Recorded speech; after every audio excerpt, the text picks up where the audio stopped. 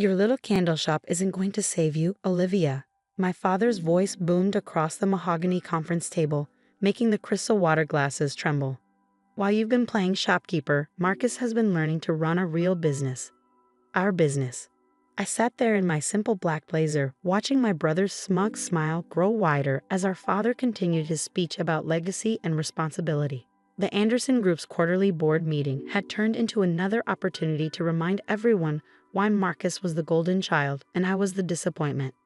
My name is Olivia Anderson, and at 32, I'd spent the last 5 years building Haven and Light, my artisanal candle company, while my family built their luxury hotel empire. To them, my business was a cute hobby, something to keep me occupied while Marcus, my younger brother, learned the intricacies of running their $15 million hospitality group.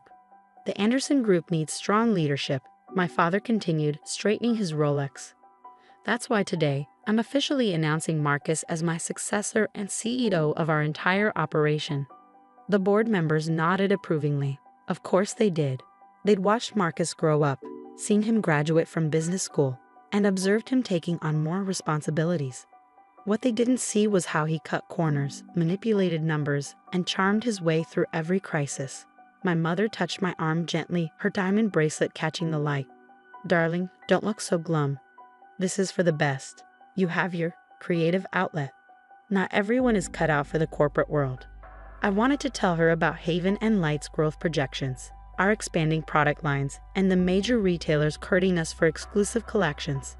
But I'd learned long ago that in this room, my achievements might as well be written in invisible ink. Marcus leaned back in his chair, adjusting his custom-made suit. Don't worry, sis. Maybe we can stock your candles in our hotel gift shops, as a family favor. The condescension in his voice made my blood boil, but I kept my expression neutral. What my family didn't know was that while they were dismissing my little shop, I'd been building something extraordinary, something that would prove more resilient than their empire of marble lobbies and champagne brunches. Later that evening, as I closed up my flagship store in downtown Portland, I couldn't help but smile at the irony. The space that my parents had called charmingly modest had just been featured in Luxury Lifestyle magazine as one of the most innovative retail concepts in the Pacific Northwest. My phone buzzed with a text from my best friend and business partner, Sarah. Just got the numbers from the West Coast buyers. You're going to want to see this. I locked up and headed to my office above the shop, where the scent of my latest creation, a complex blend of cedar, sage, and sea salt, filled the air. The space was everything my parents' corporate headquarters wasn't. Warm, inviting, alive with creativity. Vintage wooden shelves lined the walls, displaying our hand-poured candles alongside the stories of their creation. Each product had its own tale, its own purpose. Sarah was waiting at my desk, practically bouncing with excitement. Nordstrom wants to triple their order for the holiday season, and that's not even the best part. I sat down, taking in the spreadsheets on her laptop. The numbers were staggering. Our sustainable practices and unique marketing approach had caught the attention of major retailers across the country. We weren't just selling candles. We were selling an experience, a moment of peace in a chaotic world. We're projecting 8-figure revenue by next quarter, Sarah said, her eyes shining. Olivia, do you know what this means? I did. It meant that while my family was focused on their traditional luxury market, we tapped into something bigger. The growing demand for authentic, sustainable luxury. Our customers didn't just buy our products. They bought our story, our values, our vision.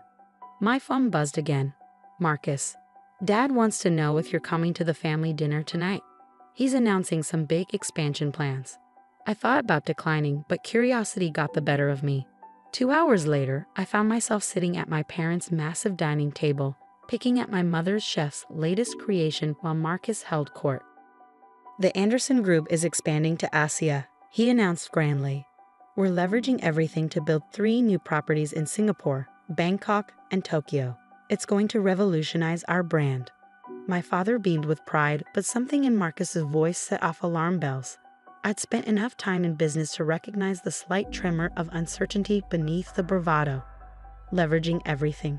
I asked carefully, that sounds risky in the current market. Marcus waved off my concern. This is why you stick to candles, sis. You don't understand the big picture.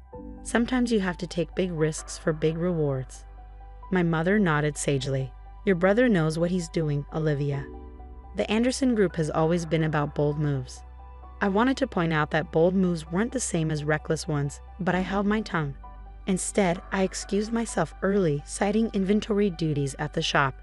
As I drove home, I couldn't shake the feeling that something was wrong. The next morning, I called James Turner, an old college friend who now worked in international finance. "Can you look into something for me?" I asked. "The Anderson Group's Asian expansion. Something feels off." A week later, James's findings confirmed my worst fears. The company was over-leveraged, taking massive loans against their existing properties to fund the expansion. One market downturn, one project delay, and the whole house of cards could collapse. I debated warning my father, but past experience had taught me he wouldn't listen. To him, I was still the daughter who'd chosen to play with candles instead of joining the family business. So I focused on my own company, continuing to build Haven and Light with the same careful attention to detail that had gotten us this far. Each new product launch was meticulously planned, each expansion calculated and sustainable. 3 months later, the first cracks in the Anderson Group's facade began to show.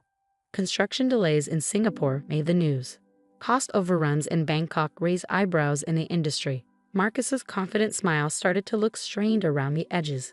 One evening, as I was experimenting with new scent combinations in my workshop, my father showed up unannounced.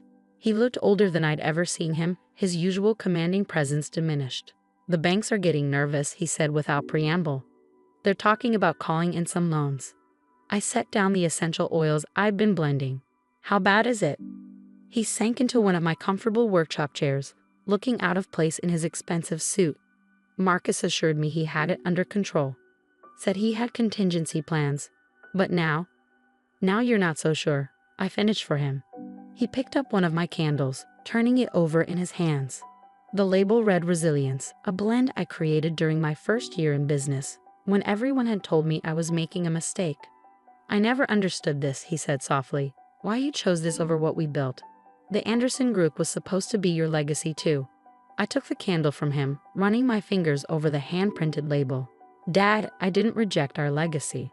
I just chose to build something of my own, something that reflected my values." He looked around my workshop, really seeing it for the first time. "How?" He hesitated. "How is your business doing? Really?" I pulled out my laptop and showed him our numbers. His eyes widened as he scrolled through the projections, the purchase orders, the growth metrics. "This is," he trailed off, shaking his head, "what you never expected from your daughter who wastes time with candles." I couldn't keep the edge out of my voice. He had the grace to look ashamed. As he rushed out to deal with Marcus's latest crisis, I turned back to my workbench. The scent of success, it turned out, was subtler than my family had ever imagined. But this was just the beginning. The next morning, I arrived at Haven and Light earlier than usual, needing the quiet hours before opening to center myself. The headlines were already circulating through the business community. Anderson Group faces investor exodus. Luxury hotel empire on shaky ground. Sarah burst through the door just as I was arranging our newest collection in the front window. "Have you seen this?" She thrust her tablet at me, displaying the Wall Street Journal's latest article. "Your brother's expansion plan is falling apart faster than anyone expected." I scanned the article, my stomach tightening at phrases like potential fraud and misrepresented financials. The Bangkok investors weren't just pulling out, they were considering legal action. "There's more," Sarah said, scrolling down. "The Singapore property's construction has been halted due to permit irregularities. And Tokyo," she shook her head. "The land they were planning to build on might have environmental issues that Marcus overlooked during assessment." My phone had been buzzing all morning with messages from family members. Aunt Patricia wanted to know if I'd spoken to Marcus. Uncle James was concerned about the family's reputation. My mother had left 3 voicemails, each more desperate than the last. I ignored them all, focusing instead on our morning staff meeting. While my family's empire teetered, I had 20 employees counting on me to lead. We had our own expansion plans to discuss, contracts to review, and a new holiday collection to finalize. "The Nordstrom buyer will be here at 2, I reminded my team. "Let's make sure everything is perfect." As my staff dispersed to their tasks, Sarah lingered behind.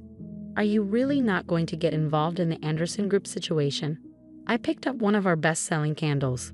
clarity, a blend of lavender, mint, and sea air that I created during my first year of independence. They made their choice years ago, Sarah. They chose Marcus's flash over substance. They're reaping what they sowed. The meeting with the Nordstrom buyer went brilliantly. Our holiday collection, inspired by vintage family gatherings but reimagined for modern sensibilities, struck exactly the right note. As we were wrapping up, my father appeared in the shop doorway, looking as disheveled as I'd ever seen him. "Olivia, we need to talk." I excused myself from the buyer and led my father upstairs to my office. He paced the room, taking in the warm lighting, the carefully curated mood boards, the wall of customer testimonials. "The banks are calling in their loans," he said finally. "Marcus, he wasn't just aggressive with the expansion. He was reckless. He falsified reports, inflated projections, borrowed against assets we didn't fully own." I sat down at my desk, letting the familiar scent of our signature blend, homecoming, calm my racing thoughts. "How bad is it?" "We could lose everything," he admitted, his voice breaking. "Not just the new properties. All of it. The entire Anderson Group." Part of me wanted to say "I told you so," but the defeat in his eyes stopped me. Instead, I asked, "Where's Marcus?" "Nobody knows. He's not answering his phone. His wife says he left last night and hasn't come home." Of course. Marcus had always been good at disappearing when things got tough, leaving others to clean up his messes. I'd watched him do it throughout our childhood, but this time the stakes were catastrophically higher. "What do you need from me?" I asked, though I already knew. "Your help," he said simply. "You've built something here that works, something real. The board is meeting tomorrow morning. They want answers, solutions. I need you there." I looked around my office at the empire I'd built while they weren't watching. Every candle, every scent, every carefully crafted story represented hours of work, meticulous attention to detail, and a dedication to sustainable growth over quick profits. "I'll be there," I said finally, "but not for Marcus. For you and for the employees who depend on the Anderson Group for their livelihoods." That night, I stayed late at the shop, reviewing the Anderson Group's financials that my father had shared. The more I dug, the worse it looked. Marcus hadn't just been aggressive. He'd been playing a dangerous game of financial chess with other people's pieces. Around midnight, my mother showed up, still elegant despite the obvious strain. "I brought you dinner," she said, setting down a container from my favorite Thai place. "I remember you used to work late a lot when you first started here." I looked up, surprised. It was the first time she ever acknowledged those early days when I'd worked 18-hour shifts, learning every aspect of my business from the ground up. "Thanks, Mom." She wandered around my office, stopping at the wall of press clippings I'd accumulated. Her fingers traced the Forbes article that had named Haven and Light one of the fastest-growing sustainable luxury brands in the country. "I never read any of these," she admitted. "I was so convinced you were just hiding here, running from real responsibility." She turned to face me, her eyes wet. "I was wrong, wasn't I?" I stood up and walked over to her, pointing to a photo of our first store opening. "See that candle in the window? That was our first bestseller. Redemption. A blend of storm-washed woods, fresh rain, and new growth. I created it the day after you and Dad told me I was making the biggest mistake of my life." She flinched at the memory, "And now look at you. While we were so focused on Marcus's big plans, you were building something beautiful." The next morning, I arrived at the Anderson Group's headquarters early. The board members were already gathering, their faces grim. My father sat at the head of the table, looking years older than he had just days ago. Marcus's chair was conspicuously empty. As the meeting began, the full scope of the disaster became clear. The Asian expansion had been built on a foundation of lies. Marcus had not only falsified projections, but had also hidden mounting debts and operational issues at our existing properties. "The brand is toxic right now," one board member stated bluntly. "No one will lend to us. Our stock is in freefall. We need a miracle." I listened quietly, taking notes and analyzing options. Finally, I cleared my throat. "I may have a solution." All eyes turned to me, some curious, some skeptical, some desperate for any hope. "Haven and Light has strong relationships with several ethical investment groups," I began. "Groups that value sustainable business practices and transparent operations.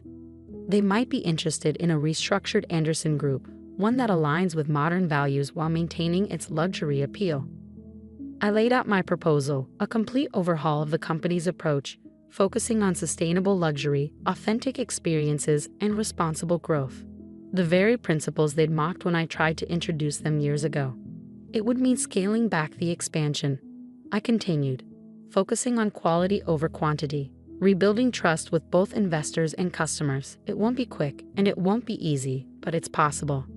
And these investors, my father asked, they'd work with us, even with our current situation? They'll work with me, I corrected gently. They know Haven and Light's track record. They trust our approach. The boardroom erupted in discussion. Some members resisted the change. Others saw it as their only viable option. Finally, my father raised his hand for silence. I think we need to seriously consider Olivia's proposal. She's proven herself more capable than. He paused, glancing at Marcus's empty chair, and some of us realized. As the meeting adjourned, my father turned to me. I'd like to see it, he said. Your whole operation. Help me understand what we've been too blind to see. I stood up, offering him my hand. Come on, Dad. I'll show you how a real empire is built. The transformation of the Anderson Group began at dawn the next day.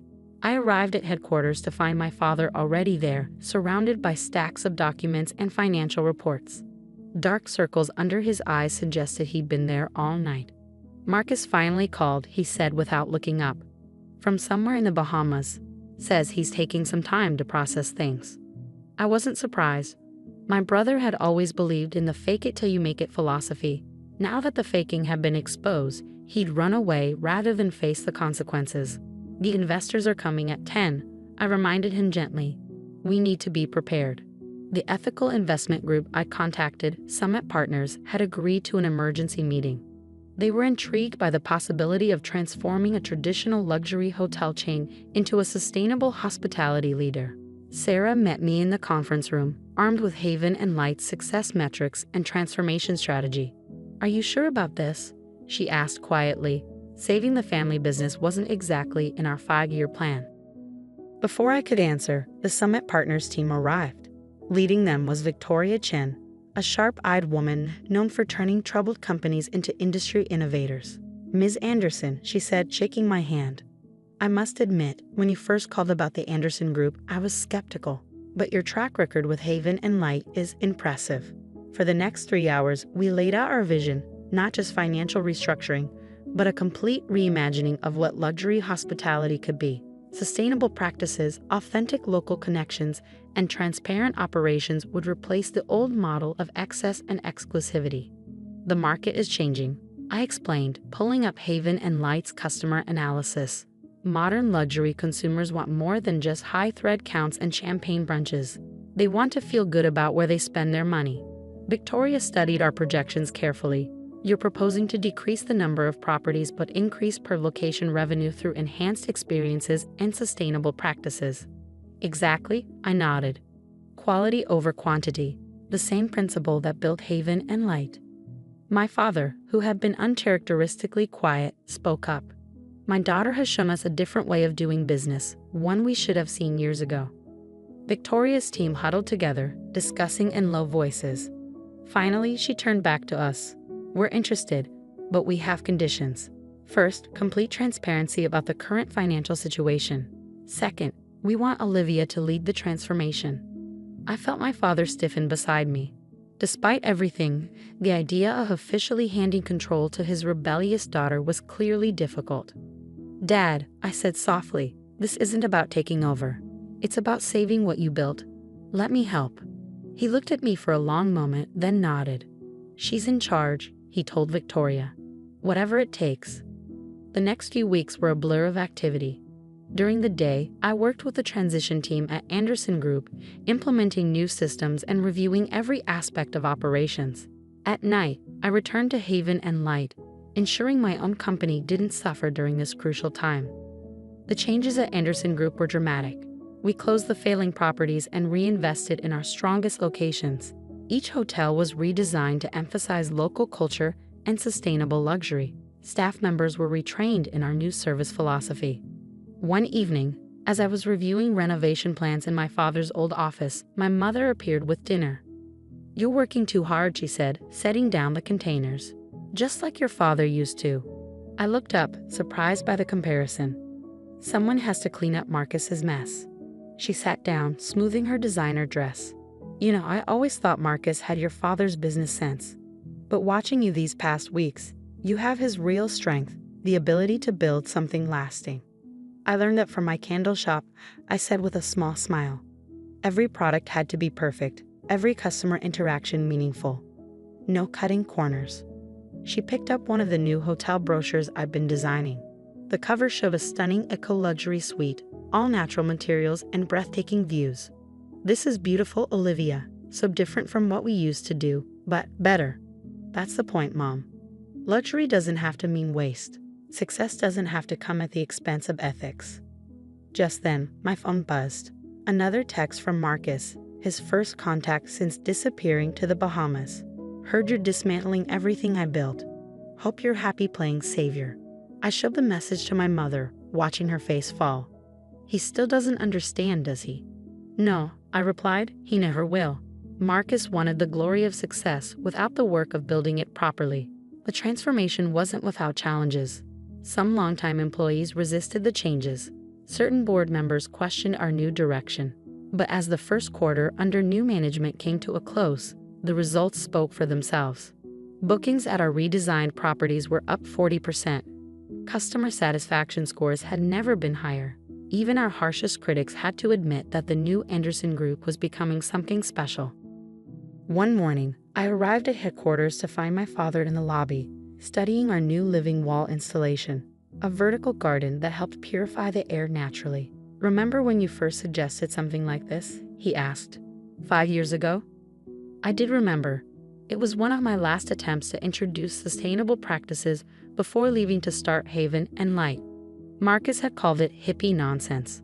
Things changed, Dad. He turned to face me, his expression serious. You've done more than save the company, Olivia. You've given it a future. A real one. Before I could respond, Victoria Chen walked in, looking pleased. The numbers are in, she announced. The Anderson Group's transformation is being hailed as a model for sustainable luxury. Several other hotel chains are asking about our consulting services. My father beamed with pride, not his old pride in flash and appearance, but a deeper satisfaction in seeing something worthwhile being built. Later that day, as I sat in what was now my office, Sarah brought in a special delivery, a prototype of our newest Haven and Light collection, inspired by the Anderson Group's transformation. Phoenix Rising, she read from the label, a blend of rare woods, morning sunlight, and new growth. Limited edition. I picked up one of the candles, admiring how the sustainable packaging caught the light. We'd come so far from our first small batches in my apartment kitchen. My phone buzzed again. Another message from Marcus, longer this time. Dad says you're some kind of corporate savior now. Funny how you couldn't handle real business 5 years ago, but now you're supposedly fixing mine. Don't expect a thank you. I showed the message to Sarah, who rolled her eyes. He still doesn't get it, does he? This was never about fixing his mistakes. It was about building something better. No, I agreed. He doesn't get it. But that's okay. We're not doing this for him. As the sun set over the city, I walked through our flagship Haven and Light store, now expanded to include a showcase of the new Anderson Group aesthetic. The spaces complemented each other perfectly, both built on authenticity, quality, and genuine value. My father had asked me earlier when I would consider the transformation complete. The truth was, it would never be complete. Real success isn't a destination. It's a journey of constant improvement and adaptation. But standing there, surrounded by the fruits of my labor, both the little candle shop that had grown into an industry leader and the family business I'd helped save, I felt a deep sense of satisfaction. Sometimes the sweetest victory isn't in proving others wrong, but in showing them a better way forward. And sometimes the smallest lights cast the longest shadows. 1 year after taking control of the Anderson Group, I stood in the grand ballroom of our flagship hotel, watching as industry leaders and media gathered for a special announcement. The space had been transformed like everything else, featuring living walls, sustainable materials, and subtle lighting that made everything glow like candlelight. Haven and Light had just opened its 20th store, and the Anderson Group had successfully renovated all remaining properties to align with our sustainable luxury vision. Today, we would announce the merger of both companies under a new umbrella. Anderson and Haven International. Ready for this? Sarah asked, adjusting my blazer. She'd been my rock through everything, managing Haven and Light's explosive growth while I juggled the hotel transformation. As ready as I'll ever be, I replied, touching the small vial of essential oils in my pocket, my own personal courage blend. My father approached, looking more relaxed than I'd seen him in years. The press is waiting. And he hesitated. Marcus is here. I hadn't seen my brother since his disappearance to the Bahamas. He'd eventually returned when his money ran out, but he had kept his distance, watching from afar as I rebuilt what he'd nearly destroyed. Sure enough, there he was at the back of the room, looking uncomfortable in a suit that no longer fit quite right. Our eyes met briefly before he looked away. Victoria Chen from Summit Partners took the podium first, outlining the financial success of our transformation. The Anderson Group's revenues had not only recovered but exceeded all projections. Haven and Light had tripled its market presence. Together, we created a new model for sustainable luxury that was revolutionizing both industries. When it was my turn to speak, I felt surprisingly calm. A year ago, many people thought luxury and sustainability couldn't coexist. That success had to come at the expense of ethics. Today, we've proven them wrong. Anderson and Haven International represents more than just a merger of two companies. It represents a new way forward. The announcement was met with enthusiastic applause. As photographers snapped pictures, I noticed my mother wiping tears from her eyes. Even Marcus looked thoughtful. After the formal presentation, during the reception, Marcus approached me hesitantly. "Nice speech," he said, trying to sound casual. "Dad says you've done amazing things here." I studied my brother's face, seeing past the bravado to the uncertainty beneath. "It wasn't about doing amazing things, Marcus. It was about doing things right." He shifted uncomfortably. "I've been thinking.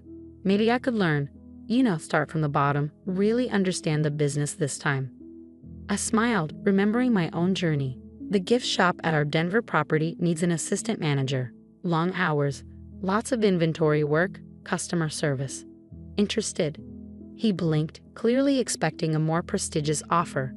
But then, surprisingly, he nodded. "Yeah, actually, I think I am." Later that evening, as the celebration wound down, I found myself in my office at Haven and Light, surrounded by the scents that had started it all. Sarah brought in 2 glasses of champagne. "Remember when this was just your little candle shop?" she asked, handing me a glass. I picked up our first candle mold, now preserved in a glass case. Seems like a lifetime ago. My father knocked on the door, joining us with his own champagne. "Your mother's organizing some kind of family dinner to celebrate. She's actually cooking herself. God help us all." I laughed, remembering the last time my mother had attempted to cook. "Tell her we'll be there. But first," I pulled out a small box from my desk. "I want you to have this." Inside was a custom-made candle, one I'd been working on for months. The label read Legacy, a complex blend of old and new, tradition and innovation. "I made this to remind us where we came from and where we're going," I explained as he opened it. "See the base notes? They're the same ones Mom used to love in her favorite perfume." His hands trembled slightly as he held the candle. "You remember that?" "I remember everything, Dad. The good and the bad. It all led us here." The next morning, I arrived early at the Anderson and Haven International headquarters, a renovated historic building that perfectly balanced preservation with innovation.